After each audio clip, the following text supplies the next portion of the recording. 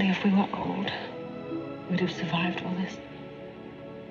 And everything would be uncomplicated and easy, like it was when we were young. Katie, it was never uncomplicated.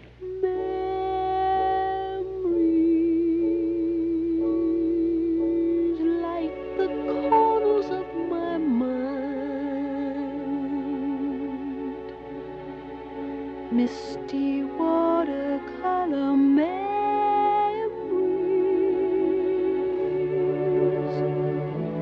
of the way we were. Save Spain! Stop Franco! Katie, what are you selling? Stop! The ROTC, you can have it cheap. Fascist. 2 hamburgers, 2 cheeseburgers, and 4 Cokes. Onion? Yeah, in the Cokes. Memories may be beautiful and yet what's too painful to remember, we simply choose to forget.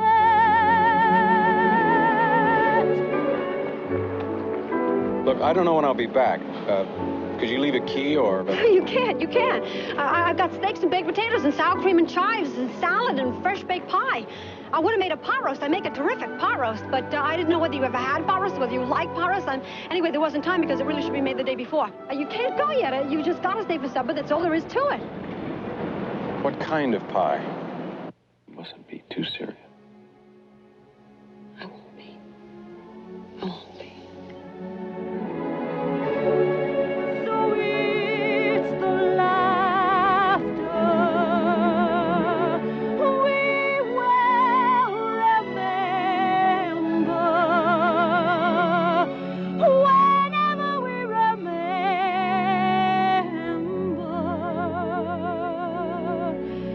the way we were.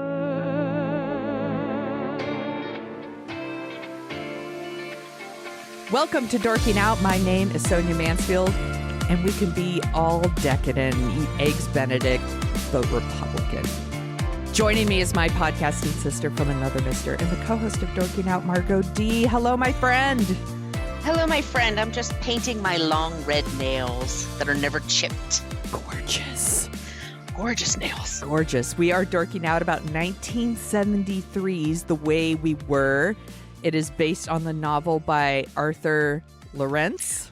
Mm-hmm. Yeah, good job, Sonia. And directed by, I didn't know it was directed by Sidney Pollack. How did I not? This is a first time watch for me, y'all. So I didn't know it was directed by Sidney Pollack. And we decided to do this one because we were sent the book The Way They Were, How Epic Battles and Bruised Egos Brought a Classic Hollywood Love Story to the Screen by Robert Hoffler. Hoffler or Hofler? Hofler, I don't know.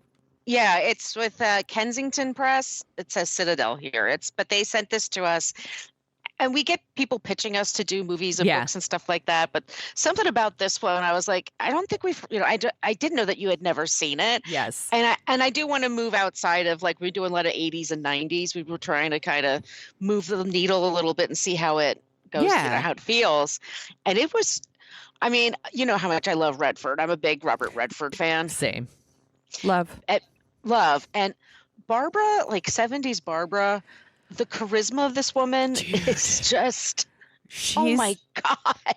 She is fucking gorgeous in this movie. Again, first time watch.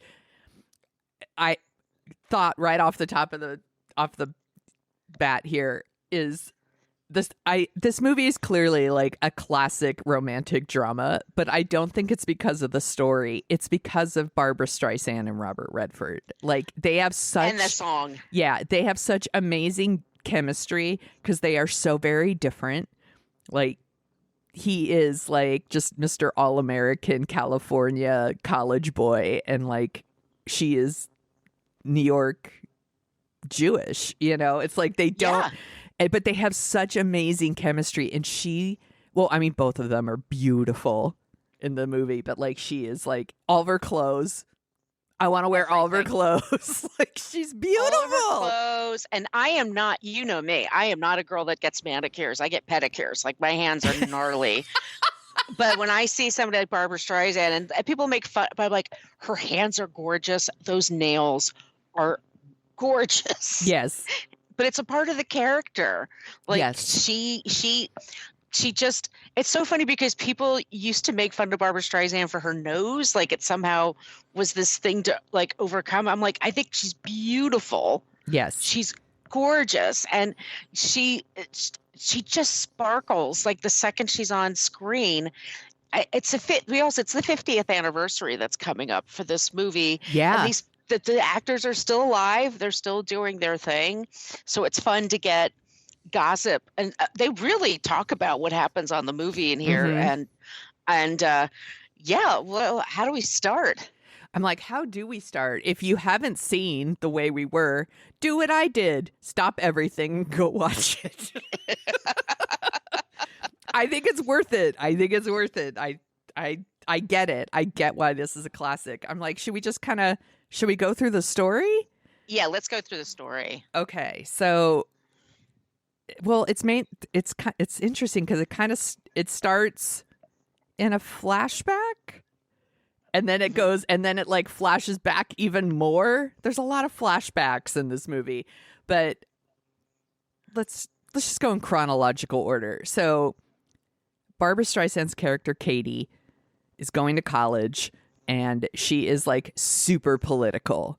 She's like anti-war, communist. Yeah. Yeah. Oh, yeah. Yeah. Like, and she's given the speeches, and she's very political, and she's got this like really curly hair, and a very young James Woods is like her partner in crime. I'm like, ugh, gross. Yeah. But whatever. And meanwhile, also at this college is Robert Redford, and he is like Mr. Jock, Mr. Popular, beautiful, blonde hair, like the opposite of her. But he's waspy. Yes. And he's got the sweater like around his shoulders and all the stuff. And they are taking the same writing class. And she's working so hard on her story because she wants to like really shine.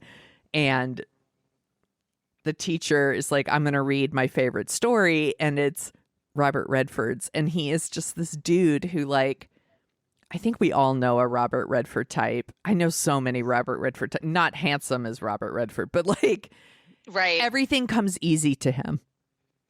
Yes. And he at least acknowledges that.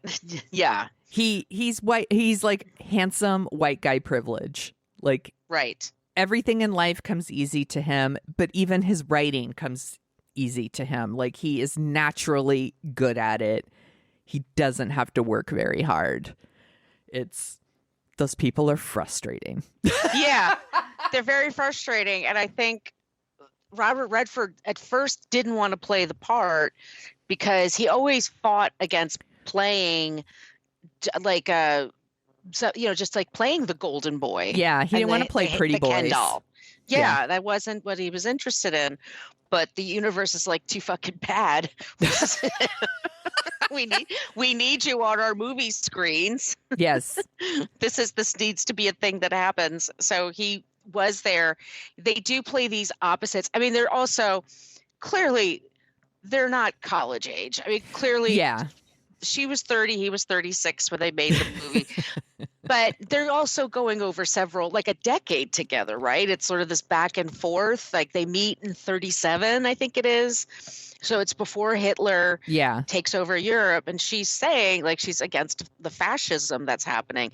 And of course, the preppy asshole kids like make fun of her. Yes. But she has so much, she is so fucking ethical and believes so hard in her convictions. She just talks in the face of all of that ridicule that she gets. Yeah. And you wonder if some of it's because she's a woman, some of it probably is because she's Jewish, and they want her to be it's all like, you're talking too much, lady. You're making us feel bad about things. Like, where she has a conscience.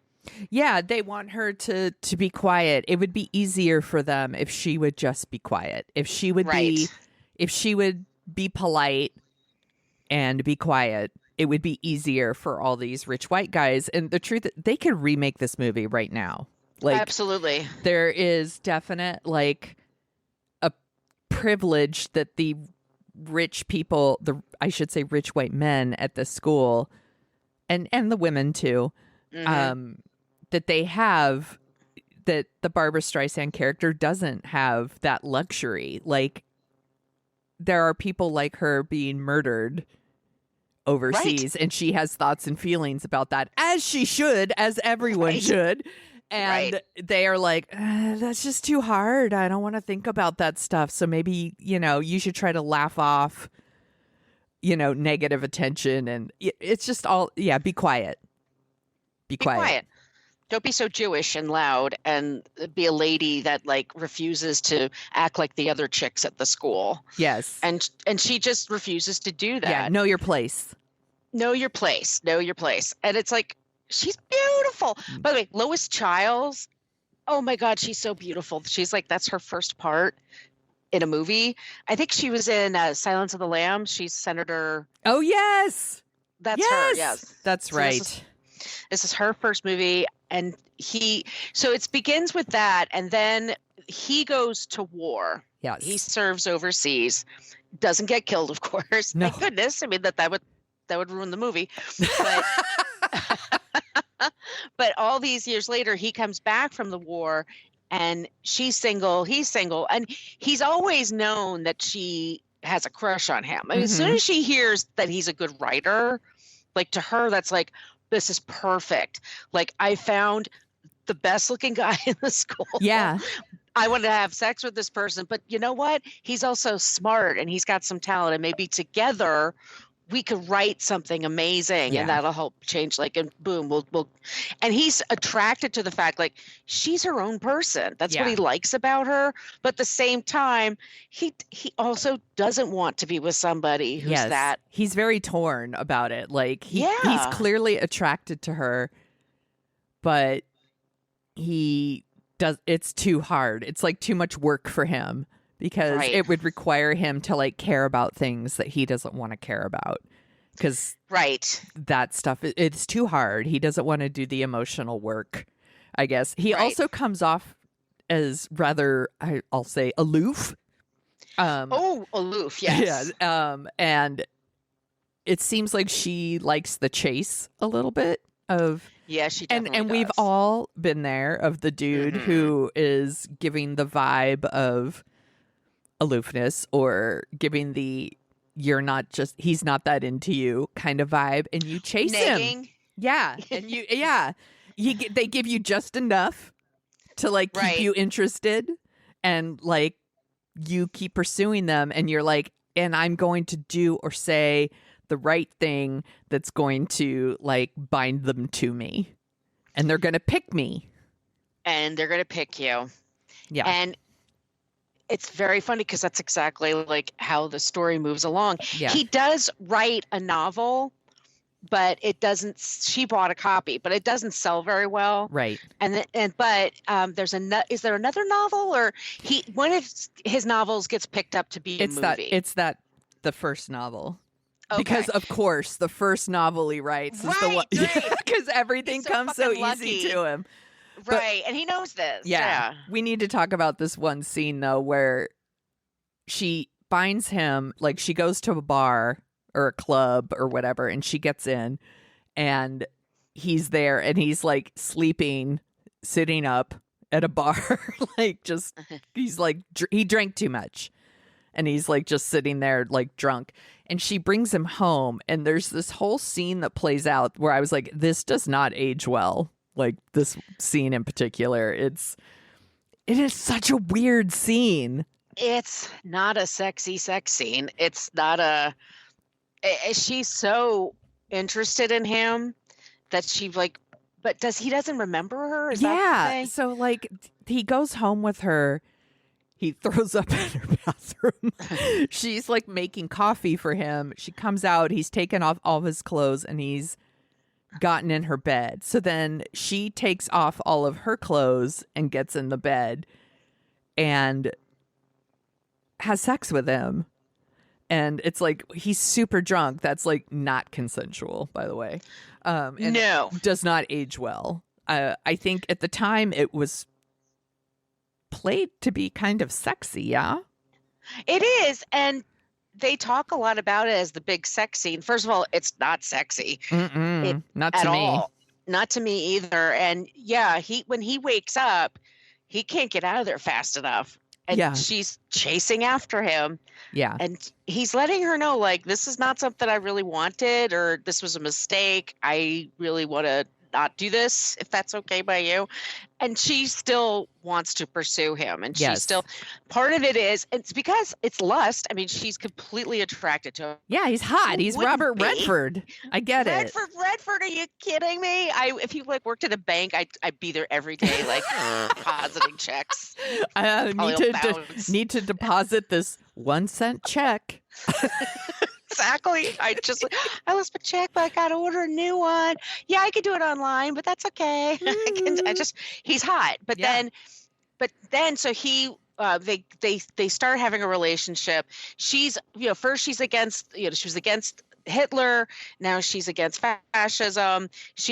And so he sells his book, because of course he does. Yeah. And he's going to Hollywood, and she's furious. She's like, it's movies. Toy. They're terrible. You don't want to do that. I'm like, are you fucking kidding me? Yeah. Like, go to California.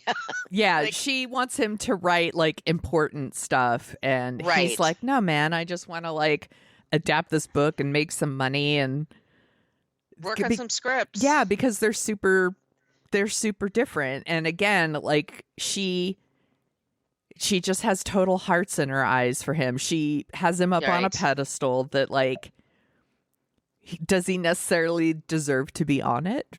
Probably not. But like, you can't help who you love. And I don't know, you see what you want to see when you love someone. Right, but I think she's making herself miserable because she's first of all, we were talking about this. They get this gorgeous house in Malibu. I want to live there. I want to go to there. I want to live there. Even now, even in that state it was then, I'll take it. Yeah, I will live there. That's what I want to live. Seriously, right by the water. It's like a dream house. That's like a dream house for me. Oh my God. So he's in Malibu. He has a job on the Warner Brothers lot, and he's writing. He has a bungalow.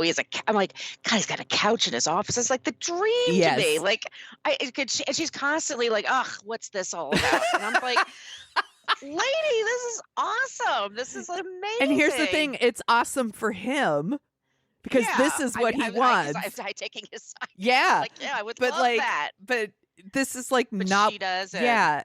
There's this very like this little side conversation she has with one of their friends where they talk about the palm trees in LA and how they're like not native there. They've like brought them there and planted them, and I think the friend says like the trees would probably rather be somewhere else or something like that. Mm-hmm. And I'm like, is she talking about Katie? Like, because Katie is brought here for other reasons and clearly doesn't want to be there.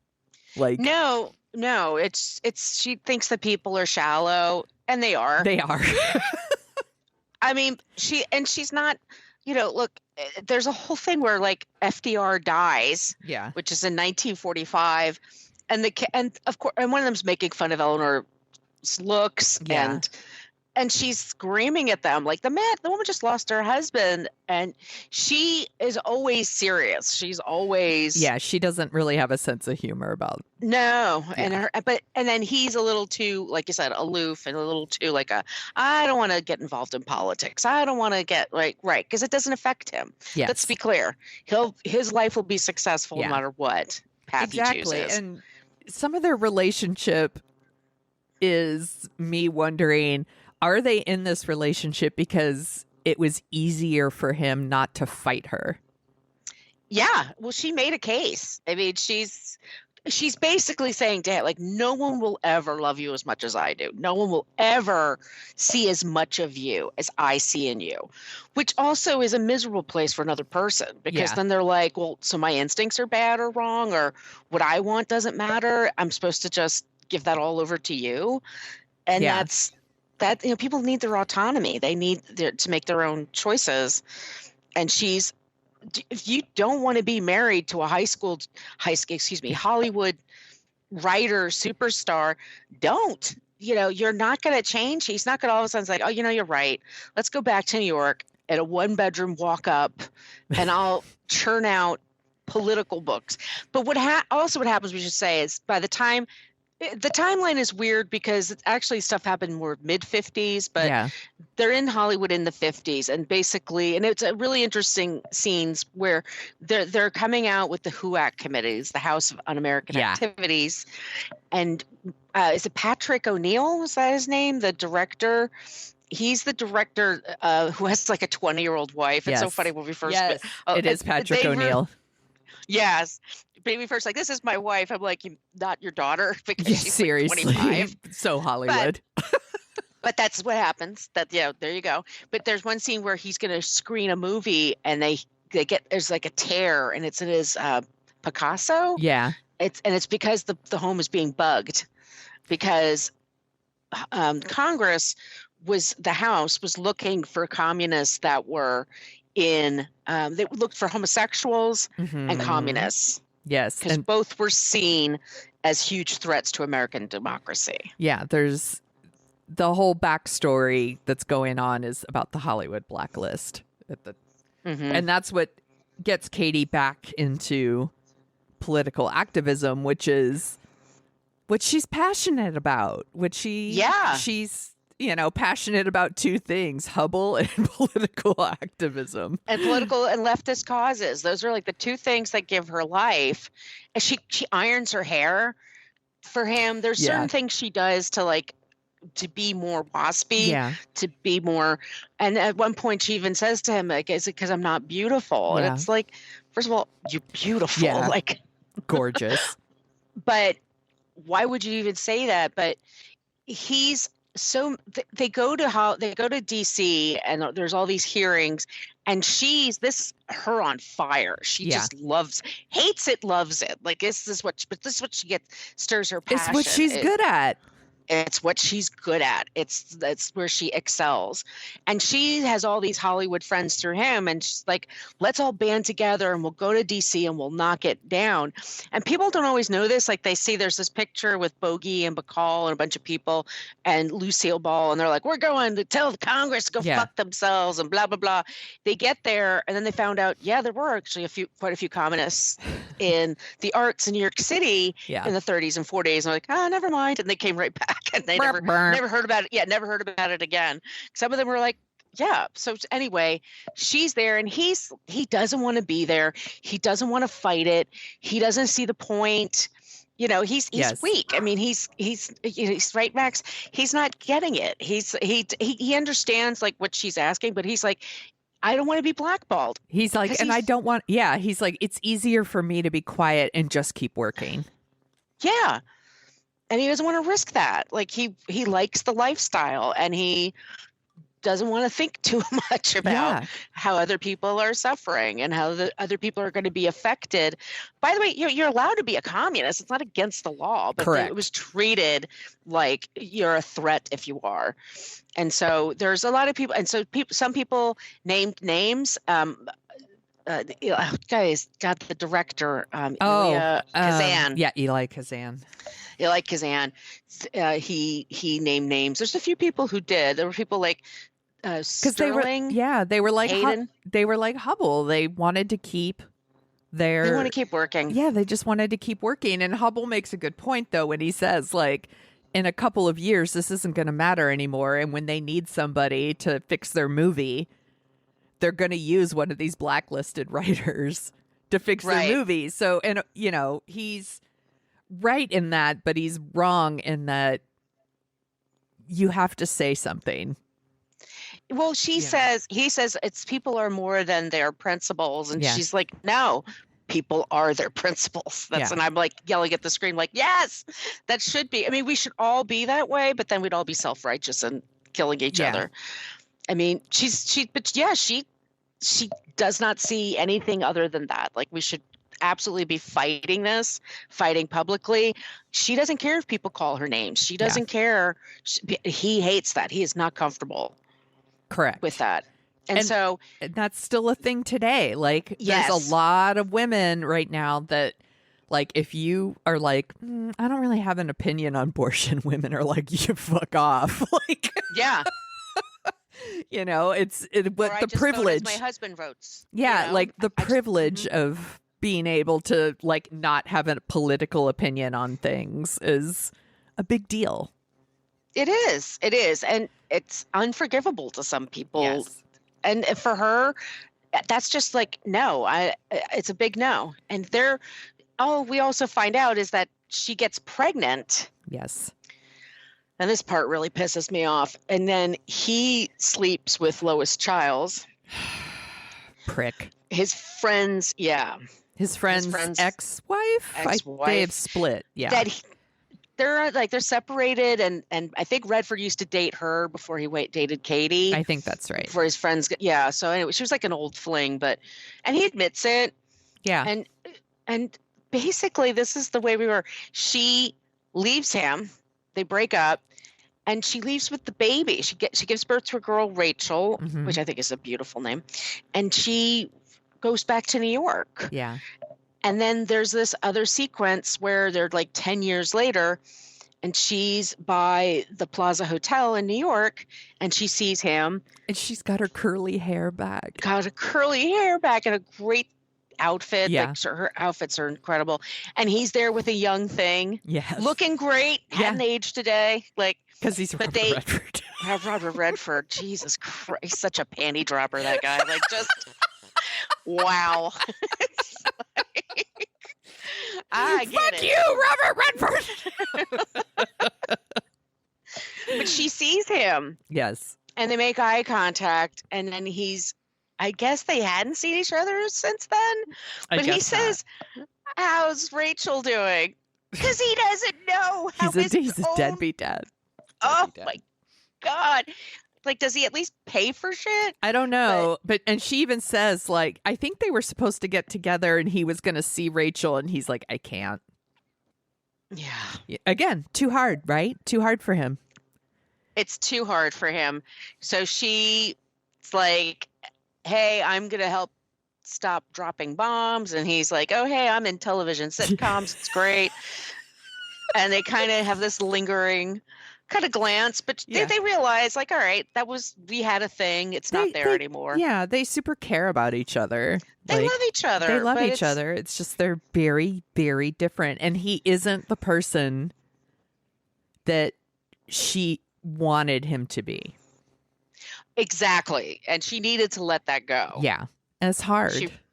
It's hard. It's very hard, especially if you see potential in somebody. It can get, and women love projects. And some people really love a project. They really love a makeover. And not everyone wants to be made over. Not everyone wants, people have a funny thing. They want to be loved for themselves. What? Exactly. I told you this, like, before we started recording, like, this, I had never seen this movie before. I knew it was a romantic drama. I didn't know all this stuff about it. And when I watched it, I was like, there's so much in this movie that's real. It feels real to me. It hit me in like soft spots. Like, we've all, like, so many of us have been in relationships where you put someone up on that pedestal and you super love them and you just don't see them for who they are, or you're seeing them only for their potential, or you see them with just, you have hearts in your eyes and that's it, and you're like, I love you and I know that you could do better, and like, and you've been with that person who just won't do the work, right? And it's like, if you would just do the work, and it's like, I can't do the work because then I have to work and I don't want to work. And you're like, bah! Like, and that's really hard. And like like, she says some things in this movie where it just hit, like, where she's just like, if I'm too much, like, I'll just be less. Like, she wants to, like, she's going to change for him, but she can't change for him because you can't change who you are. You shouldn't. Yeah, you shouldn't. And ultimately she doesn't. Like, Right. she's right back doing the things that she super cares about, and she's herself again. The hair is the huge signifier, like the curly hair at the beginning and the curly hair at the end. Like she's back to being like who she is and leaning into that superpower, which is her activism and how she can rally people together to do something good. And like he's just not that. No. He needed less, you know? Yeah. Yeah. The whole like, if I'm too much, go find less. Like, that's basically what he had to do. Like, he doesn't want that. He doesn't want the challenge. He doesn't want to work. He just wants to write sitcoms, which, by the way, that's great. Like, you make so much money doing that. And, like, I like sitcoms. I'm not trying to shit on it. Like, his work is like, it's important too. We need sitcoms. We need laughter. But no, we need laughter. We need entertainment. And that entertainment creates a lot of jobs. So it's not like it's this one thing soul-sucking machine. Like when people have their kill your television bumper stickers, I was like, fuck you. Oh my God. I used to, I know I was one of these people at some point that was like, television's basically furniture. It's like, fuck you, Sonia.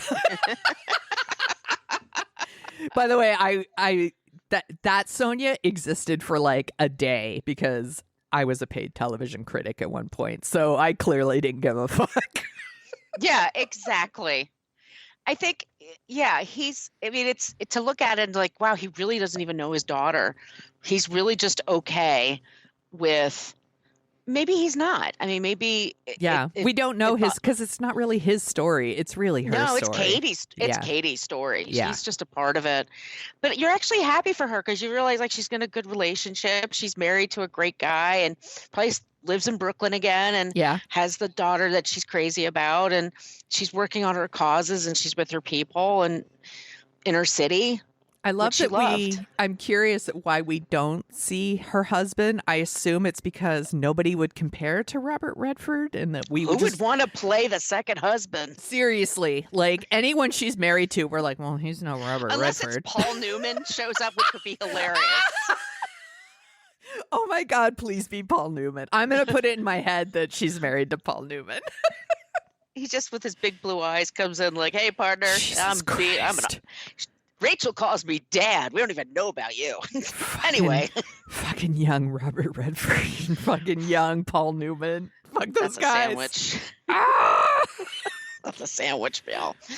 But it's hot in here. Fanning myself. But yeah, I get it.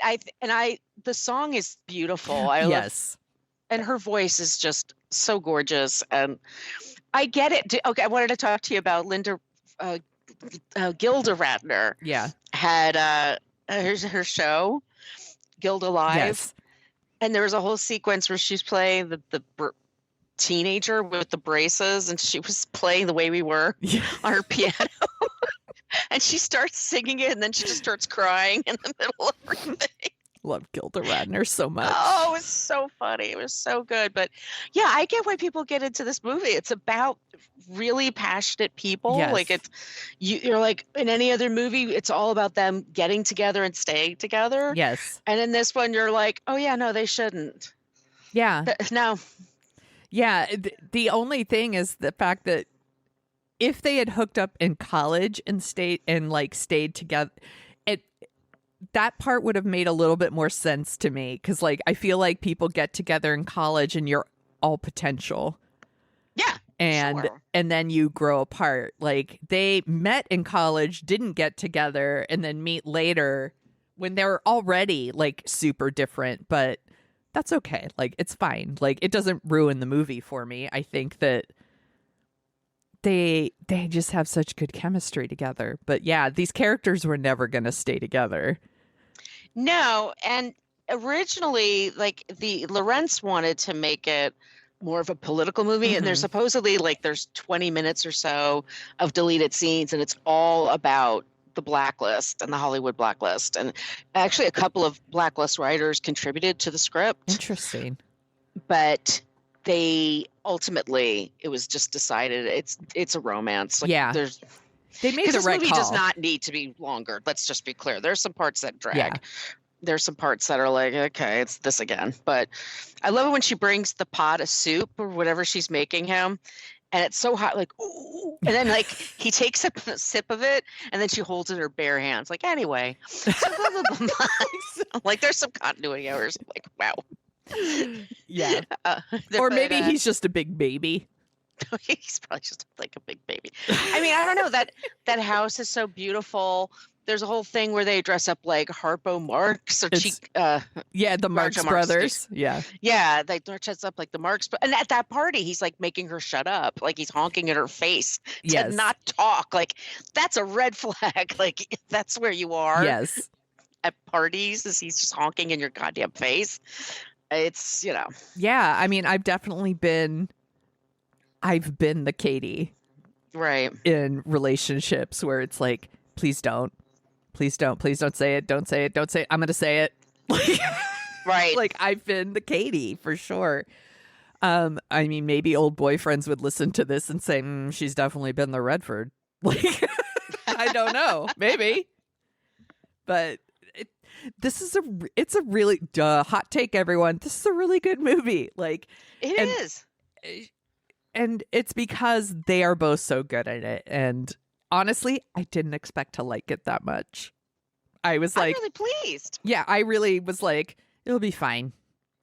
Like, this movie will be fine. It'll be something to look at, and I'll be like, oh, it looks so great, or blah, blah, blah. But I really, really liked it. And, like, it actually clicked some things together for me in my mind that I was like, thank you, the way they were. This was really helpful. Oh, that's so good. I wish I had watched it sooner. When did you see this for the first time? Oh God. Because I know it wasn't the theater. No, I didn't. My parents didn't take me. Your parents didn't take like 1-year-old Margot to go see The Way They Were. No, and I'm sure my mother would have had to drag my dad to see something like this. But I saw it, I think in high school or something. It was on TV. My mother was a big Barbra Streisand fan. Mm-hmm. We played her music a lot. I remember she was in the stuff she did with Ryan O'Neal. Oh, What's New, Pussycat? What's Up? What's Up, Doc? What's Up, Doc? Which is on my list to watch, and I haven't watched it yet. I should watch it. Yeah, and then there's the main event where he's like a boxer. And yes, that's a main event. Yes, I love Barbra Streisand. Anyway, I don't remember it. Like I was like, oh, that's a thing to watch. No, that's kind of sad that they break up. But I was like, it's a little long and everything. This time I watched it. I think it's just being older, and just also just appreciating. I mean, the on-site filming is really good. Like the stuff they do on location. The college stuff, the New York looks beautiful. Malibu looks amazing. All the clothes Barbra Streisand wears when they are in Malibu, I fucking gored. And she just looks amazing. Like, and I know, like, her body looks amazing. Even when she's pregnant, by the way. She's pregnant. Yeah. She's like drinking and smoking while she's pregnant. Oh, yeah. And like, but looks amazing. I was like, I didn't look amazing when I was pregnant. It's not fair. Which those nails are just like a thing of beauty. They just look amazing. She looks great. Yeah. The costumes are great. The music is really good. It's got a good soundtrack. It's very, very watchable. And watchable. These leads are they have so much charisma, the two of them.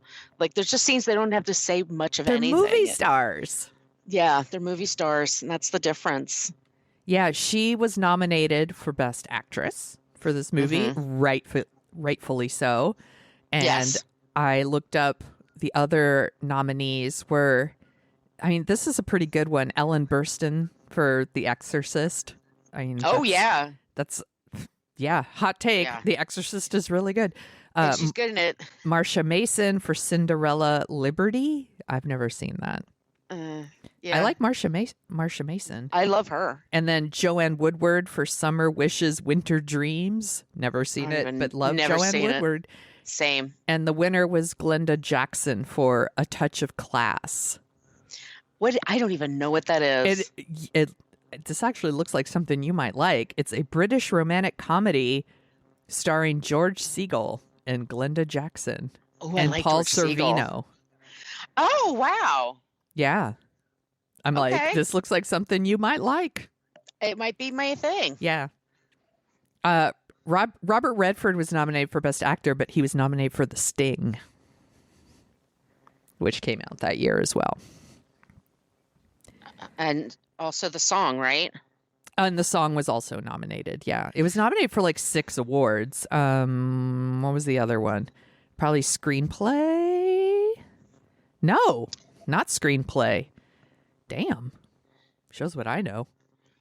But it won for best song. It won for score and song. I think Marvin Hamlish just writes these, like, you know, I'm not a huge ballad person, but that's one I could totally listen to because I think it's also sad. It's like it is. It's a sad song, but it gets you in the feels. Yeah. One of the other songs nominated was "Live and Let Die" by Paul McCartney. That's a good song. Which is a great song. Yeah. Good one. Oh, "The Way We Were" was also nominated for costume design, which makes sense to me because it's real good. Art direction, cinematography. There you go. Those are the other ones. Yeah. But I thought you would like to hear the top 10 movies. Yes. We don't do 73 very often. Know. This is fun. Some of these movies, I'm like, I don't know if I know these movies. So, number 10 was The Devil in Miss Jones. Do you know that movie? I don't know that. Mm-hmm. I don't know either. I'm going to click it open and see what it is. Sounds dirty. It is! Oh my God, it's a porno! It sounds kind of, yeah. That was the number 10 movie that year. That's amazing. Okay. Number 9, Live and Let Die. Of course. Yep. Number 8, Paper Moon. Great movie. Number 7, Last Tango in Paris. Not a great movie. And fuck Marlon Brando. Yeah, fuck that guy. Raping his co-star. I said it. Yep. We talked about it in one of our past What a Creep episodes. Number 6 is Magnum Force, which I believe is one of those Dirty Harry movies. It's got to be. It's like Chuck Norris or... It's Clint Eastwood. Yeah. And then number 5 was The Way We Were. Number 4, Papillon. Thank you. Number 3, American Graffiti. That's a good one. Great movie. Great one. We should put that on the list sometime. We should. Number 2 is The Sting. I fucking love The Sting. And number 1 was The Exorcist. I like, those are good movies at the top there. That is good movies. The Exorcist is still fucking scary. Yeah, that movie works. Do you want to hear the top 10 songs? I can't wait. Okay, so this is the week ending October 14th, 1973. Number 10, Marie Osmond, Paper Roses. Marie Osmond. The DeFranco Family featuring Tony DeFranco, Heartbeat, It's a Love Beat. That's a song that gets in your brain. I love that bubblegum pop, though. Yeah, me too. I love the song Stevie Wonder, Higher Ground. So good. So good. Eddie Kendricks, Keep On Truckin', Part 1. Yeah, sometimes these records would go so long. It was like a 45. You'd have to flip it over to listen to the rest of the song. The number 6, the Isley Brothers, That Lady. Who that lady? Number 5, I fucking love this song. I don't know if you know, I really love Gladys Knight, the Pips. I love Gladys Knight's voice. Yeah. Midnight Train to Georgia. One of the best. It's one of the woo woo. And then here we go. Marvin Gaye, Let's Get It On. Oh my, one of the best. Again. One of the best. Number 3, the Allman Brothers, Ramblin' Man. Trying to make a living and doing the best I can. Rambling man. So no, I'm like I was trying to remember, like I had a story where I used to call my ex the Ramblin' Man because he traveled all the time for work. But I couldn't think of a good story and transition. Anyway, let's go to another song. Number 2, Cher, Half Breed. I love Cher. I do too. I love her. The number 1 song that week, the Rolling Stones, Angie. Oh, well, yeah. Yeah. That's not like one of my favorite Rolling Stones songs. It's a little long and it's a little, yeah. Yeah, but I'm sure it's someone's favorite. Should we take a break and then we'll come back and talk about what else we're dorking out about? Sure. Okay. What else are you dorking out about, my friend? I have to say that I'm still watching Peacock, Poker Face. They have 7 episodes It's so good. Out. It is. I look forward to it so much when it shows up on my Peacock feed. I'm like, yes, it's another episode.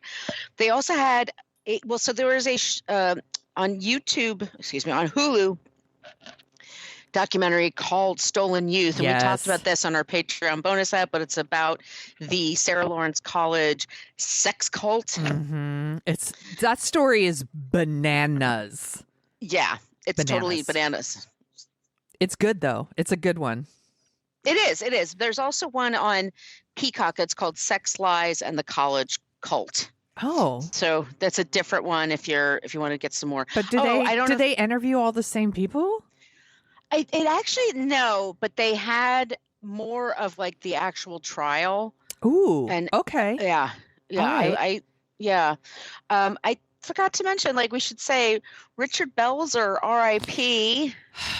I saw that this morning. Our listener Jennifer texted it to me, and I was like, bummer, because I don't think people know this, but so Richard Belzer played Detective Munch, and I think most people know that from Law and Order Special Victims Unit, but that character actually began on Homicide: Life on the Street, and I think that he also played that character on The X-Files. And he played that character on another show. There's a whole, like, I retweeted it because somebody else pointed it out too. There's a whole, like, Richard Belzer, Lieutenant Munch, like, cinematic universe out there because he played that character everywhere. And he was such a great character. I love that character. And he was a very funny man. Yes. Very funny man. And I said this to you before, but years and years ago, I went to a book party. It was for Joy Behar, and her book, which was called Joy Shtick, tells you, yeah. It's when all the comedians were getting book deals and were just writing essays. And I'm sure they just talked into a tape recorder and gave it to somebody. Yes. So I went to that party. It was at Caroline's on Broadway. And I was so drunk that I waited. I got her to sign my book, and then I turned right around to Richard Belzer, like, "Can you sign my book too?" That's amazing. And he did. It's amazing. A terrible thing to ask a person, especially like. But I obviously looked like drunk and belligerent. They're like, "All right, fine, just get her out of here. Get her out of here." But anyway, so Netflix. I was rewatching Queer Eye for the Straight Guy because it's so good. Because it's so good. And I love the ones they do in Texas. And I forgot about, there's the one where the kids that are, I think it's like at a special high school for like queer kids. And they got a prom, and it was because it was during the lockdown. Yeah. They couldn't go to, so they helped them create this outdoor prom for these kids. Yes. These kids are so sweet. And I was just like weepy as shit. I also, Apple Shrinking on Apple is really so great. Good. I love that one too. So good. And then I was going to say Below Deck, there's a Katie on Below Deck who has the same problem as the Katie in this movie. Katie on Below Deck is in love with this guy named Ross, who's the bosun. And he's like this 38-year-old guy that admits, he says all the time that he's a sex addict. Oh, cool. He gets really drunk and like hits on everybody, and she gets all like, he's making a fool out of me. I should just cut it off with him. And we're like, yes, you should. Cut it off, Katie. You look like an asshole now. You do look like an asshole. Anyway, so those are the things that I am. That's a good list. That Yeah. is a good list. I'm glad you're still watching Poker Face. It really is like so fun. I just finished the episode with Ellen Barkin and Tim Meadows as like actors at a dinner theater. It's just so good. Like every episode, it's fun.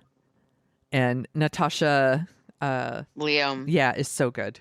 I love her. Amazing. She's special. I love her voice. So great. I have a couple of things. One, I wanted to mention, if y'all have Shudder, they have this series that they've been doing called In Search of Darkness, where they talk about horror movies from the 80s. And they've had the third part just dropped, and it's like, it's super long. It's like 3 or 4 hours long or something. I just watch it in sections, but it's like a great way to like, and then, you know, they show clips of 80s horror movies and they like interview different people. Oh, I used to watch that because I love this. And they give you insights into the movies. But I always walk away with like some good movies to like save for October. So if you're looking for stuff like that, I like stuff like that. Speaking of horror movies, I watched Megan. I rented it. You're like, what's Megan? That's the one with the dancing doll that kills people. I'm in. I think it's super fun. I really liked it. I think it has something to say about technology and our reliance on technology. There's a whole thing where like, so Allison Williams plays like she works at a toy company, and she becomes the legal guardian for her niece. Her parents passed away, and so she takes in her young niece, who's maybe like 8 or 9, and she creates this doll it's super smart. It's a robot, and it's got AI, and the daughter and the niece and the robot pair like you do with a phone. And just the insight that the robot, all the information about yourself that you hand over to these different forms of technology and how it can be turned against you. It has interesting stuff to say about that, but also it's just fun. It's a doll that's killing people. You could go deep. That's all I need. Yeah, you could go deep or not. It's up to you, but I think it's super fun and I really liked it. I'm also watching Shrinking, which is really, really great. And I'm getting very excited for the return of Ted Lasso. Yes. Coming in March. And last night, I introduced my 11-year-old to the Goonies. And what did he think? And he really, really liked it, which does not surprise me because he liked it's about kids going on an adventure, right? And they're following an adventure, you know, got their map and all that. There's some stuff where I was like, well, that's not my fave, you know. Some of the stuff with Sloth like is disturbing to say the least. But I will forever have a crush on Sean Astin. I just do. I have a crush on Sean Astin. The movie was really fun for him. It's, you know, Corey Feldman is really funny in it. I think that Josh Brolin is so cute as Brand, like as the like jock older brother. He has a very sweet relationship with his brother.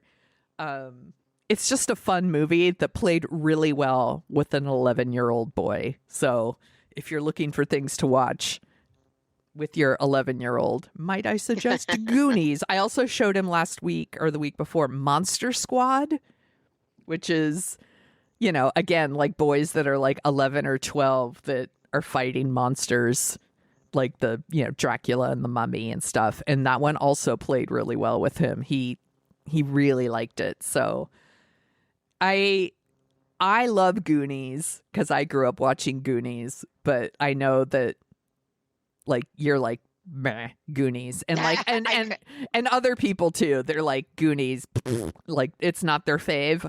I still really like it, but I realize that I watch it with nostalgia glasses on and can't separate those things. So it just was never my jam. I don't hate it. I don't. Yeah. But it just was like, I've seen it. I know what it is, but I'm kind of like, I don't understand. But I think if I were a little younger, maybe it would totally be, the fondness would be there. Yeah. I think I was just at a stage in my life where that's like a kid's movie, and yeah, tricks are for kids. I'm gonna be into other things, but I'm wondering if Calvin's ready for Raiders of the Lost Ark. I think that might be a good one for Calvin. So we might do that one next. I mean, let's all remind ourselves here, or remind myself, that Calvin watched The Mummy with Brendan Fraser. I feel like if he can handle that one, he can handle Raiders of the Lost Ark. So we're going to try that one next. But excellent. I think that's my list. Yeah, that's everything.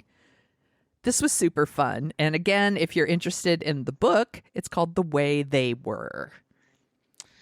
By Robert Hofler. Hofler. Yes, thank you. Hofler. And we really, thank you so much for sending us the book. It was really helpful. Yeah, thank you. There's some good stuff in there about how like Barbra Streisand had a crush on Robert Redford, and he put on 2 pairs of underpants on so she wouldn't grab his dick because she was basically DTF the whole shoot. Just like her character, basically. Yeah. She's just, he's like married with like 4 kids at the time, and she's like, I don't give a fuck. He's going to be mine. And he's like, no, He's like, he's wearing fucking jock straps and stuff. Like, all you're going to feel are athletic supporters here. Nice try, Babs. Where can people find you on the internet, Margot? You can find me on Twitter at Brooklyn Margot. On Instagram, I'm at Brooklyn Fit Chick.